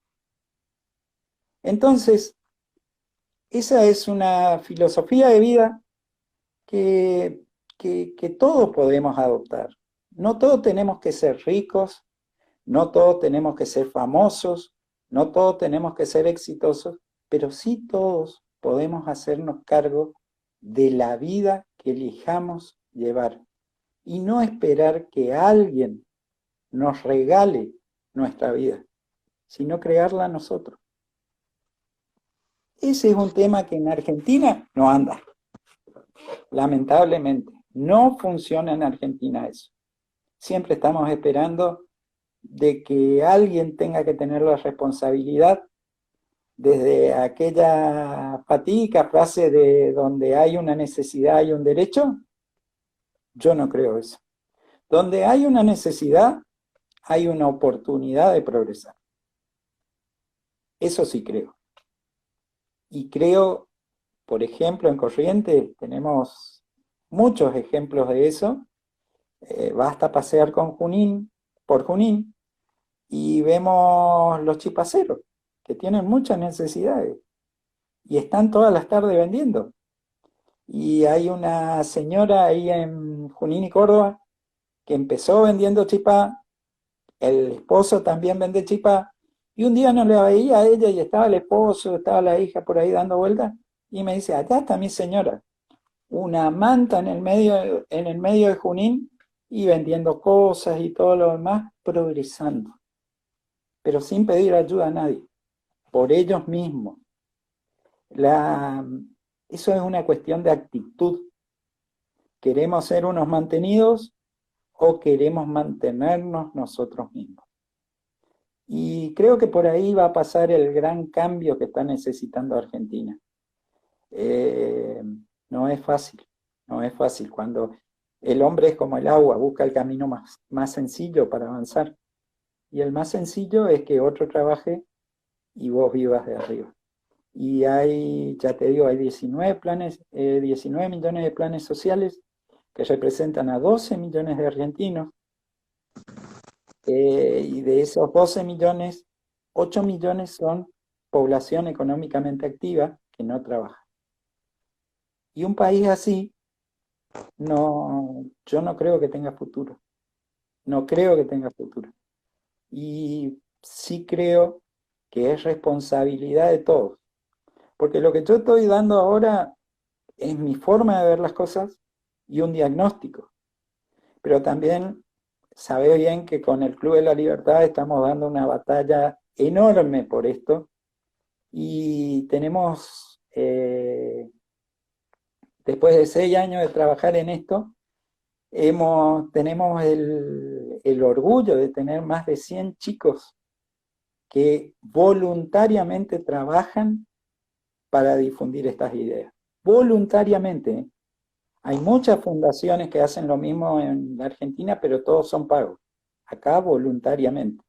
Y eso es lo que te da esa pequeña luz de esperanza, que tal vez no lo veamos nosotros, por la edad que ya tenemos, yo ya estoy en 57, casi 58, pero de que esos chicos van a seguir avanzando para que Argentina alguna vez vuelva a ser la gran nación y la gran potencia mundial económica, intelectual, porque no nos olvidemos que no cualquier país que no sea central tiene, puede tener 6 premios Nobel y mucho en ciencia. Entonces, hay una esperanza. Nunca hay que darse por vencido del todo. Hay una esperanza. Y por más que veamos que nos pasan por arriba los gobernantes, los políticos son una casta que si no pensás como ellos no te dejan llegar, hay una esperanza. Y tenemos que apuntalar esa esperanza para que quizás nuestros nietos vean una Argentina mejor. Enrique, leo los últimos mensajes y comienzo a despedirte y agradecerte infinitamente. Dice Gabriel, basta dar el pescado, más vale dar la caña, enseñar a pescar y que la persona se satisfaga y que ella multiplique esa acción. Dice Gracielita, nuestra sociedad está enferma porque se acostumbró al facilismo que le brindó el Estado con migajas. Dice Andrés, no hay economía que aguante ni país que prospere sin producir y con tantos planes sociales que no generan nada a cambio. Dice Gracielita, se perdió la cultura del trabajo, llevamos como 5 generaciones de niñitos que se criaron viendo a sus padres, tíos y abuelos vivir de arriba con asistencialismo permanente.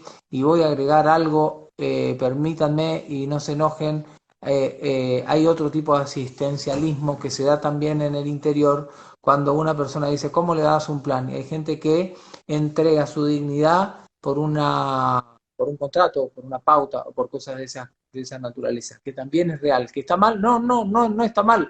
Lo que digo es que si vos terminás entregándote a la vida por ese tipo de cosas, todos de una manera u otra, los que trabajamos sobre todo en los medios, muchas veces estamos, pero yo siempre digo, una cosa es que vos ofrezcas tu producto a una empresa, a un comercio e incluso a una fuerza política o un sector o a un ministerio. De ahí a que vos no puedas opinar hay una diferencia abismal, ¿no? ¿Sí? Y hay mucho de eso también. Enrique, sí, te escucho, te escucho. Te doy un último ejemplo. Todos creen que la mayor deuda que tiene Argentina es la deuda externa, que debemos mucho afuera. La peor deuda que tiene Argentina está en nosotros, acá adentro, y es una deuda de la que no se habla y es una deuda que hipoteca el futuro del país. Te doy un ejemplo. Hoy están haciendo un chiquito en, eh, en una familia con pocos ingresos y que tiene un plan, ¿sí? Pero la mamá de esa chiquita, chiquito, el que sea, tiene 12 años y la abuela tiene 24. La bisabuela ya está en 36 y en 50 la tatarabuela, porque venimos de esas 5 generaciones que bien nombraron ahí, que viven del asistencialismo. En promedio, esas 5 personas tienen 25 años. Si sacamos de que primero ninguna estuvieron bien alimentados y como dice el doctor Albino, no tienen un cableado cerebral como para dejar de ser un enano mental, 75 años van a vivir en promedio cada uno. Como tienen 25 de promedio ahora, 50 años va a haber que no van a poder generar ni siquiera un sueldo mínimo, porque no le da la cabeza. Y esa es la realidad de 4 millones de planes que andan dando vuelta por la Argentina. Si vos pensás que a ese grupito de 4 millones de personas lo dividís por 5, son 800.000 planes de eso. Los vas a tener que mantener durante 50 años a cada uno de esos grupitos. a ese grupito. Son 5 personas, 5 planes, por 50 años, son 250 años, por 800.000, saca la cantidad de años productivos, millones de años productivos, que la sociedad argentina tiene para pagarlos o para saldarlos, tiene dos formas nada más. Una, que me acuerdo que se lo comenté a Javier Milei una vuelta que estábamos comiendo y se mató de risa, casi se atragantó, que no se puede hacer ni se debe pensar si quieren hacer es ponerlos en un campo y fumigarlos a todos y se acabó el asunto. Pero la otra es que esas personas, aunque quieran trabajar, nunca van a lograr porque ya están desfavorecidas desde el inicio. Nunca van a lograr mantenerse solas. Y durante 50 años, la Argentina va a tener que invertir esos años productivos de gente que está trabajando y que no los va a disfrutar a sus años de trabajo para mantener a esas personas. Esa es la verdadera deuda que pesa sobre Argentina y que no es de fácil solución. Yo te insisto que también me preocupa el sector de la sociedad que aún pudiendo transformarse, no lo hace, ¿sí? Me preocupa, pero lo charlaremos en alguna otra oportunidad. Con mucho gusto. Los últimos mensajes, déjame sí agradecer a toda la gente que estuvo ahí aguantando también. Estos espacios son el semillero del libre pensamiento. Felicitaciones a la producción. La producción es sumar opiniones, charlar con gente amiga y eso. Y si estamos hablando de la producción de este tipo de cosas, que siempre haya alguien del otro lado que tenga ganas de poder conversar con ustedes, que nos podamos conectar y nosotros que somos con Enrique de otras generaciones en las que en serio había que muchas veces atar con alambre, aprendimos que es hacer de todo, ¿no? Tirar al centro, cabecear, venir, hacer... Y es así, y eso también se necesita mucho de eso también en tiempos como lo que estamos pasando, me parece. Bueno, Enrique, lo último, más allá de que me diste tempranito tu opinión sobre esta cuarentena y por lo que estamos pasando, pero de una forma u otra, cada uno de nosotros tiene parte de su libertad encerrada dentro de su casa o dentro de su círculo más cercano. Y ahora ya vamos con lo cotidiano, ¿no? Con lo que anda dando vueltas en la vida tuya. Cuando esto verdaderamente pase, que parece que en Corrientes está pasando más rápido que en el resto, ¿qué es lo primero que vas a hacer cuando se abran las puertas? Le puedas poner ya, o sea, le puedas sacar llave a esto, decir, abrí, cierro y hacia dónde vas. ¿Qué es lo primero que haces? Lo primero que voy a hacer, eh, pese a que tenga una cierta libertad para salir y andar, pero cuando todavía tenemos esas restricciones que nos ponen y demás, cuando volvamos a ser verdaderamente libres, yo vivo a media cuadra de la costanera. Me voy a ir, me voy a sacar los zapatos, estoy cerca del puerto, me voy a sentar al borde del río, voy a meter los pies en el río, voy a sentir el fresco de ese río otra vez, disfrutar del sol y poder respirar libre, tranquilo, buen aire sin esos barbijos asquerosos que nos hacen poner. Eso es lo primero que haría. Añoro eso. Enrique, Y, y después recuperar el tiempo que se ha perdido económicamente, socialmente, y valorar, valorar eh, los amigos que uno tiene, la familia, eh, el poder encontrarse, el poder darse un abrazo y valorar de poder volver plenamente a decidir sobre mi vida sin que nadie me esté imponiendo nada. te quiero agradecer como cada vez que te que te llamo y que te convoco para algunas de estas charlas, que sé que hay mucha gente que siempre se interesa por escucharte y siempre tenés la mejor de las predisposiciones para compartir tus ideas, que insisto, pueden o no ser compartidas, pero que ya nos respetemos es un gran avance para la manera en que nos habíamos acostumbrado todos a vivir, al menos en esta parte del planeta. Agradecerte mucho, insisto, desearte todo lo mejor y que esas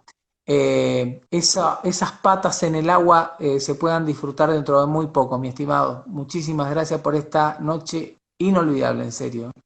Gracias a vos, Dani, por siempre darme esta oportunidad y como siempre digo, yo no tengo la verdad, solo tengo una visión del mundo que creo como debería ser para mí y que lo importante que en este espacio que vos creas es que se da algo que yo valoro mucho, que es encontrar puntos de encuentro en vez de buscar diferencias.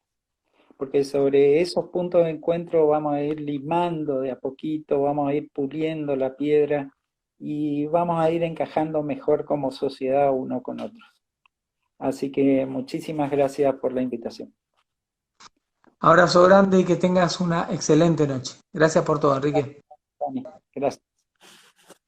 Chau, hasta mañana, gracias. Hasta mañana. Allí conversando con nosotros, gracias a todos los que estuvieron del otro lado también, a los que se sumaron, a los que compartieron este momento de la noche con cada uno a cada uno de los que están del otro lado, que se bancan, mirá que empezamos tarde y están ahí, eso es lo más importante de todo. Evidentemente la gente se interesa. Mañana en la noche en la luna va a estar Eduardo Pepe Ledesma en T5 Satelital, insisto, lo pueden buscar a través de t5satelital.com, está la aplicación, o bien si tienes guía red, es la señal número 9. Y van a seguir estas charlas abiertas a pesar de que hoy la gente ya arranqueó y dijo lo mejor de todas las charlas, la mejor de todas fue la de Enrique. Gracias Enrique de nuevo, buenas noches para Gracias, todos y que Dani. descansen. Chao, Nos vemos. chao, gracias, chao, chao. Chao.